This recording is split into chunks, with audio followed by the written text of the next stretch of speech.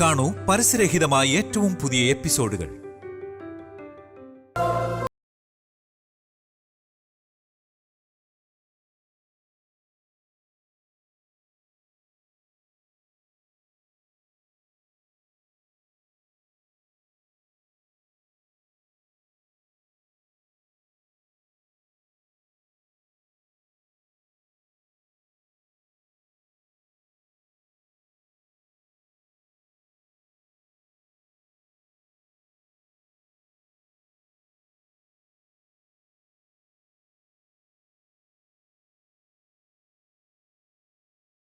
എന്താന്ന് വെച്ച എന്റെ കാഴ്ചയുടെയും സുഖ സൗകര്യങ്ങളുടെയും കാര്യം നീ ഓർക്കണ്ട. സ്നേഹിച്ചു പോയ ഒരൊറ്റ കാരണം കൊണ്ട് ഒരു പെൺകുട്ടിക്ക് വേണ്ടി എന്തും ചെയ്യാൻ മനസ്സുള്ള അദ്ദേഹത്തെ നീ മറക്കരുത്.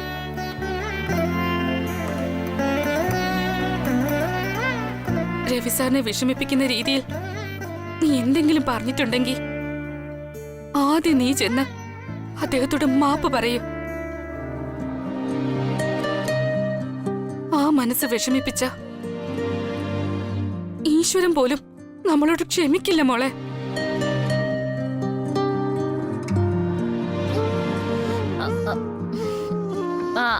ശരി ശരി, നമുക്ക് എന്തേലും ചെയ്യാം. നമ്മളൊന്ന് ആലോചിക്കട്ടെ.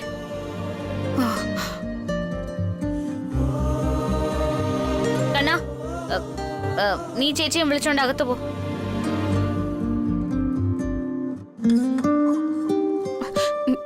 നീ വേഗം തിരിച്ചു ചെല്ലും മോളെ, സൂക്ഷിക്കണം.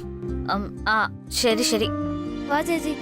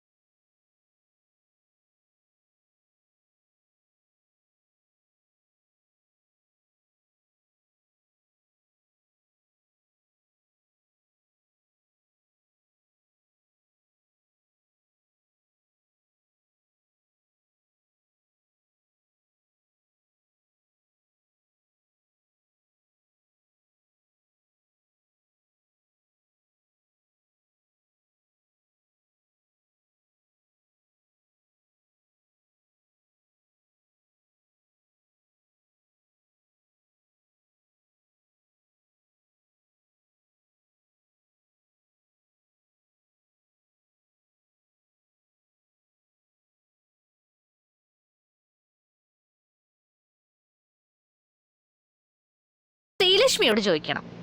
ആ, എന്റെ പൊന്നാശാനെ, നിങ്ങൾ ശ്രീലക്ഷ്മി മത്സരിച്ചതും ജയിച്ചതും ഒക്കെ എന്നോട് ചോദിച്ചാ നമ്മൾ എന്തു പറയാനാ? പിന്നെ എല്ലാം ഓർത്ത് പറഞ്ഞതോ? ആരോർത്ത് പറഞ്ഞു? നമ്മള് വെറുതെ ഉദ്ദേശത്തില്. ഉദ്ദേശമോ? ആ അതെ, ഉദ്ദേശം. താൻ വാ, നമുക്ക് കഴിക്കാം. ആ, ആ, ആശാനെ, ആ, നമുക്കിതൊന്നും വേണ്ട. ആശാൻ വാ, നമുക്ക് വീട്ടിൽ പോവാം. നല്ല ചോറും ചാളക്കറിയും ഉണ്ടാവും. നമുക്കത് മതി. ആ, ഒരു കാര്യം ചെയ്യാം. ഏതായാലും വന്നതല്ലേ, ആ താൻ ഇവിടെ നിൽക്കേ. ആ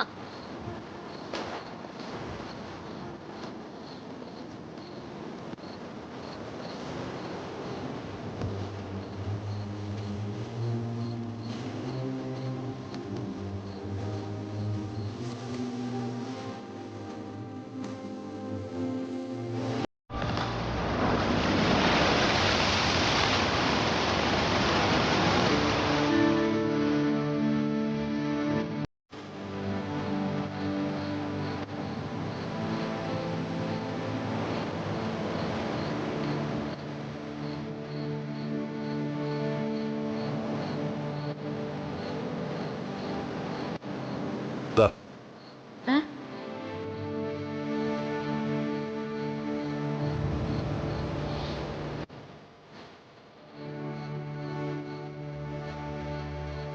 ശ്ശെ, ഇതാ നമ്മൾ പറഞ്ഞത്. അയ്യോ. ആ,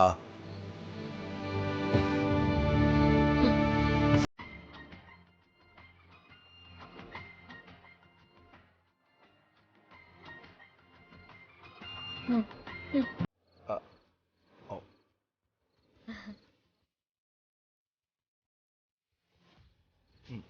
നാ, ആ,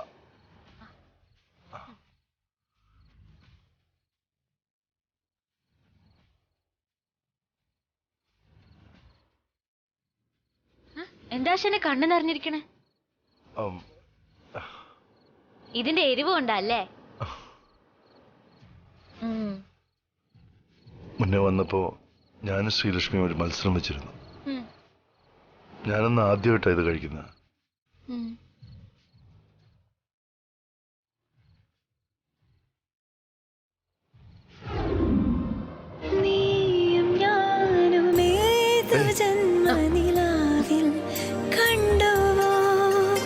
ആ,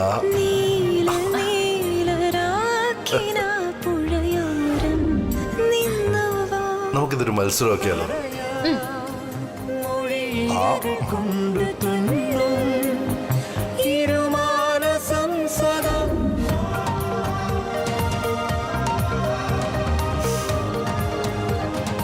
എന്നിട്ട് ഞങ്ങൾ മത്സരിച്ച് കഴിച്ചു. ആ മത്സരത്തിൽ ഞാൻ ജയിക്കുകയാണ് ചെയ്തത്. സത്യം പറഞ്ഞ ഞാൻ ജയിച്ചതല്ല, ശ്രീലക്ഷ്മി എനിക്ക് വേണ്ടി തോറ്റു തന്നു എന്ന് പറയുന്നത് ശരി.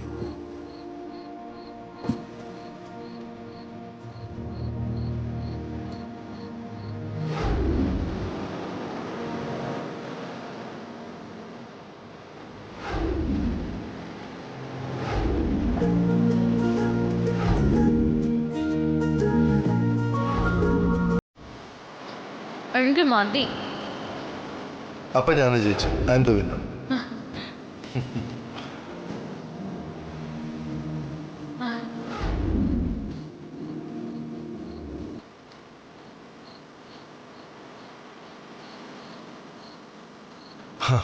ഇപ്പൊ ശരിക്കും അങ്ങനൊന്നും മത്സരിക്കണമെന്നുണ്ട്, പക്ഷെ വേണ്ട. അതെന്ത്? ആ മത്സരത്തിൽ ഇയാൾ തോക്കൂ. ആര്? നമ്മളാ? ഉം. നല്ല കഥ. എങ്കിൽ നമുക്കൊന്ന് മത്സരിച്ച് നോക്കിയാലോ? ആ പിന്നെന്ത്? ആശാൻ ഈ സാധനം വാങ്ങിച്ചോണ്ട് വാ. നമ്മൾ തോക്കെങ്കിലേ അതൊന്നും അറിയണല്ലോ. ദാ.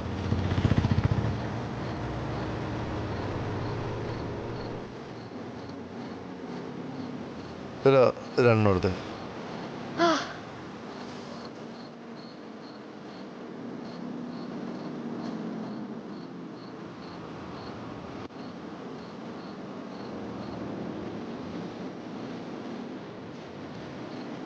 സ്റ്റാർട്ട്.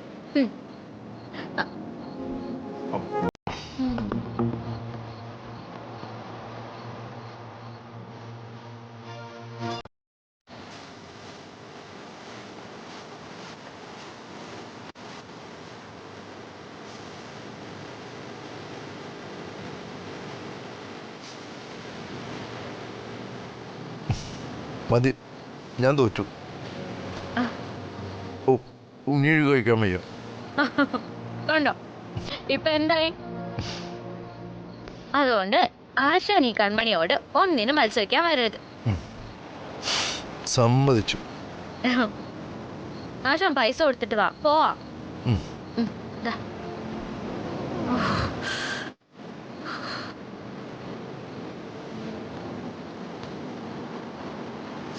ആ.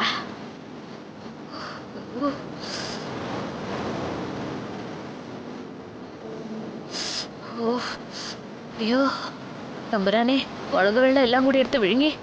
വയറ്റിനകത്ത് എന്തൊരു പുകച്ചില്. Okay, thank U.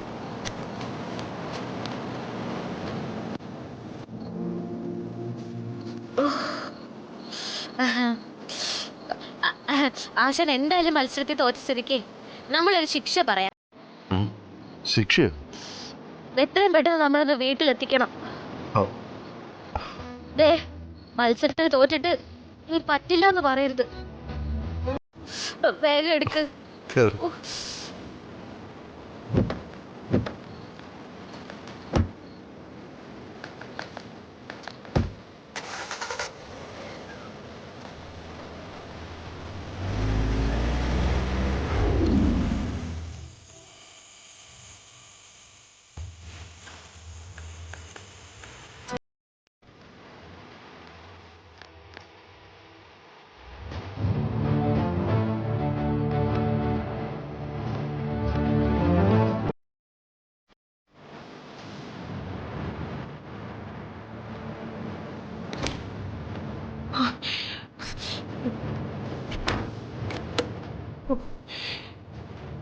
ഇപ്പൊ മുമ്പിൽ ചെന്ന് പെട്ടേനെ. അല്ല, അമ്മ ശരിക്കും എന്നെ വിളിച്ചോണ്ട് എവിടെ പോയതായിരുന്നു? അതൊക്കെ പറയാം. നീ വേറൊരു കാര്യം ശ്രദ്ധിച്ചോ? എന്തു കാര്യം? ഇത്രയും വലിയ വീടും മുറികളും സൗകര്യങ്ങളും ഒക്കെ ഉള്ളപ്പോ രവിയും ശ്രീലക്ഷ്മിയും എന്തിനാ ടെറസിൽ പോയി കിടക്കുന്നത്? അത് അവരവരുടെ ഇഷ്ടമല്ലേ, അത് കൊള്ളാം. ഞാൻ പലപ്പോഴും ആലോചിക്കാറുണ്ട്, എന്ത്? നീ എന്റെ വയറ്റിൽ തന്നെയാണോ പിറന്നേന്ന്. എടി, ഞാൻ പറയുന്നതും മനസ്സിലാക്കുന്നതും നിനക്കെന്താ അതേപടി മനസ്സിലാകാത്തത്? അത്രയ്ക്ക് കുരുട്ട് ബുദ്ധിയൊന്നും എനിക്കില്ലാന്ന് കരുതിക്കും. അമ്മ കാര്യം പറയും. പറയാം. അവര് രണ്ടുപേരും ഭാര്യ ഭർത്താക്കന്മാരല്ലാത്തതുകൊണ്ടാ കിടപ്പുമുറിയിൽ നിന്നും മാറിക്കിടക്കുന്നത്. നല്ല കണ്ടുപിടുത്തം. എന്നിട്ട് അവര് രണ്ടുപേരും കൂടിയല്ലേ ഇപ്പൊ മുകളിലേക്ക് പോയത്? അമ്മ എന്തായി പറയാൻ ശ്രമിക്കുന്നേ? അത് ശ്രീലക്ഷ്മി അല്ല എന്നാണോ? അതെ, ശ്രീലക്ഷ്മിയുടെ എന്തെങ്കിലും ഒരു ലക്ഷണം ഇവൾക്കുണ്ടോ? ഒരെണ്ണം നീ പറയ്. ഒരു ഉറുമ്പിനെ പോലും നോവിക്കാത്തവളായിരുന്നു പോയ ശ്രീലക്ഷ്മി. വന്നതോ പാമ്പിന്റെ പത്തിയിൽ പോലും ചവിട്ടി മെതിക്കുന്നവൾ. അതിന് അവള് കുറെ കാലം ഏതോ കാട്ടിലൊക്കെ അല്ലായിരുന്നോ? പേടിയൊക്കെ പോയി കാണും. അത് മാത്രമല്ല, ഒരു 65 വയസ്സ് വരെയുള്ള കഷ്ടപ്പാടുകള് അവൾ അനുഭവിച്ചു കഴിഞ്ഞു. എല്ലാം ഓർത്തോർത്ത് മനസ്സ് കട്ടിയായി കാണും.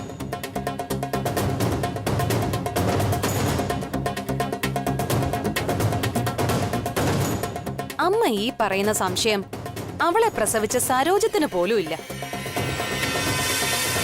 സ്വന്തം അച്ഛനും അമ്മയും വരെ അത് ഞങ്ങളുടെ മകളാണെന്ന് പറയുമ്പോ അതിന്റെ ഇടയിൽ ചെന്ന് ഇത് വേറെ ശ്രീലക്ഷ്മിയാണെന്ന് പറഞ്ഞാലേ നമുക്ക് തലയ്ക്ക് വട്ടാന്ന് പറയും എല്ലാവരും. അല്ലെങ്കിൽ സ്ട്രോങ് ആയിട്ടുള്ള എന്തെങ്കിലും തെളിവ് വേണം. അതാണെങ്കിൽ ഇല്ലതാനും. എല്ലാ തെളിവും നമുക്കുണ്ടാക്കാം. അതിനാദ്യം നമ്മൾ ഉറപ്പുവരുത്തണം, ഇത് നീരേറ്റ് കോളനിയിലെ ശ്രീലക്ഷ്മിയാണോ അതോ നീലഹസ്തിയിലെ കൺമണിയാണോന്ന്. കണ്ട ത്രിവിക്രമനും അണ്ടനും അടകോടനും പറയുന്നതല്ലാതെ നമുക്ക് പൂർണ്ണമായി ബോധ്യപ്പെട്ട് കഴിഞ്ഞ പിന്നെ എല്ലാം ഈസിയാ. അതിനിപ്പോ എന്തു വേണോന്ന് അമ്മ പറയുന്നേ? നടക്കണം, പിറകെ നടക്കണം. രവിയും ശ്രീലക്ഷ്മിയും പോകുന്നിടത്തൊക്കെ നമ്മളും പോകണം. ഇന്ന് രാത്രി മുതൽ ഞാനൊരു പുതിയ ഓപ്പറേഷൻ ആരംഭിക്കാൻ പോവാ. ഓപ്പറേഷനോ? അതെ, അതിന്റെ ഭാഗമായി ഇന്ന് നമ്മൾ അവരെ ഫോളോ ചെയ്ത് മുകളിൽ ചെന്ന് അവരുടെ സംസാരം മുഴുവൻ കേൾക്കുന്നു. പറ്റുമെങ്കിൽ എന്നും രാത്രി ഇത് തുടരുകയും വേണം. ബെസ്റ്റ്. ഈ പാതിരാത്രി അവരുടെ പുറകെ നടന്ന നമുക്ക് ഉറങ്ങൊന്നും വേണ്ടേ? നിനക്ക് ഉറക്കം വേണോ? ഈ കാണുന്ന സ്വത്തുക്കൾ വേണോ? അതിപ്പോ അങ്ങനെ ചോദിച്ചാ സ്വത്ത്. അതിൽ കുറഞ്ഞൊരാലോചന വേണ്ട. എന്താ, ഇനി അതൊന്നും വേണ്ടെന്നാണോ നിന്റെ തീരുമാനം? വേണം.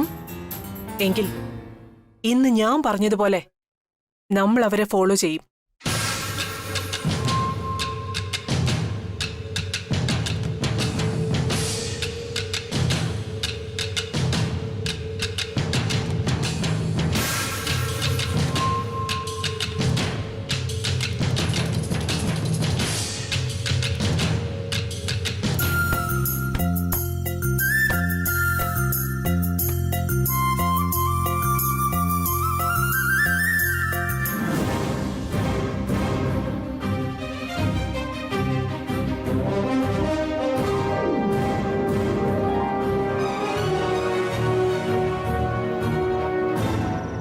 ഇതെന്താ ആശാന്റെ പരിപാടി? ഇതെന്താ മതിലോ? ഇതെന്തിനാ?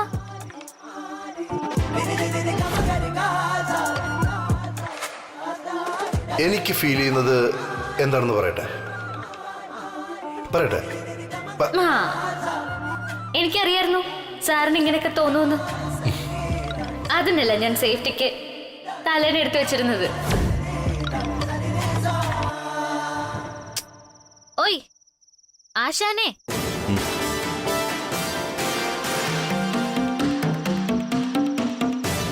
നമ്മൾ ചോദിച്ചു കേട്ടില്ലേ? ഇത് തനിക്ക് കാലെടുത്തിടാനും കെട്ടിപ്പിടിക്കണമെന്നൊക്കെ തോന്നുക ഇതിലാകാം. ഇതിനപ്പുറത്തേക്ക് ഞാൻ എന്തായാലും വരില്ല. ഇപ്പുറത്തേക്ക് താനും വരാതിരുന്ന പ്രശ്നം സോൾവ്. അതിന് ഇതിന്റെ ഒക്കെ ആവശ്യമുണ്ട് ആശാനെ? കൈയെടുത്തിടാനും കാലെടുത്തിടാനും ഒക്കെ ജീവനുള്ള ആശ ഉള്ളപ്പോ എന്തിനാ ജീവനില്ലാത്ത ഈ തലേണ? ആ, എന്താ ആശാൻ എന്തെങ്കിലും ബുദ്ധിമുട്ടുണ്ടോ? എന്ത് ബുദ്ധിമുട്ട്? അമ്മേ, സത്യത്തിൽ ഇവരെന്താ ചെയ്യുന്നത്? അതറിയാനല്ലേ നമ്മൾ ഇവിടെ വന്ന് നിൽക്കുന്നത്. അല്ലെങ്കിൽ തന്നെ ഭാര്യാഭർത്ത ബന്ധത്തിനിടയ്ക്ക് എന്തിനൊരു തലേണ അല്ലേ? ശരീരം മാത്രമല്ലേ രണ്ടാകുന്നുള്ളൂ, മനസ്സൊന്നു തന്നെയല്ലേ? ആശാനെ മതി. അവളുടെ വിളി കേട്ടോ? ആശാൻ പോലും. ബ്രദറിലോ ഇവളെ എന്ത് പഠിപ്പിച്ചിട്ടാ ഇങ്ങനെ വിളിക്കുന്നത്? ആശാനെ കുറച്ചുകൂടി വിശ്വാസം വന്നോണ്ടാ നമ്മള് ധൈര്യമായിട്ട് ആശാനോടൊപ്പം ഇവിടെ കിടക്കണം. അത് ആശാനായിട്ട് ഇല്ലാതാക്കരുത്. രണ്ടർത്ഥമുള്ള വാക്കുകൾ പറഞ്ഞ് വേണ്ടാത്ത സ്വപ്നങ്ങളൊന്നും തലയിലെടുത്ത് വയ്ക്കരുതെന്നാ നമ്മൾ പറഞ്ഞതിന്റെ അർത്ഥം. നമ്മള് 2 മാസം കഴിയുമ്പോ അങ്ങ് പോവും. നമ്മളിവിടെ സ്ഥിരമല്ല, സ്ഥിരമാക്കാൻ ഉദ്ദേശിക്കണമില്ല. അതുകൊണ്ട് ആശാന്റെ വിഷമങ്ങളൊക്കെ പറയാം. നമ്മൾ നേരത്തെ പറഞ്ഞ കാര്യം നമുക്ക് എപ്പോഴും ഓർമ്മയുണ്ട്. ഇവളെവിടെ പോകുന്ന കാര്യമാണ് എന്തോ ഈ പറയുന്നത്? 2 മാസം കഴിഞ്ഞാ എവിടെയോ പോന്നൂന്നല്ലേ പറയുന്നേ? അതെവിടെയായിരിക്കും?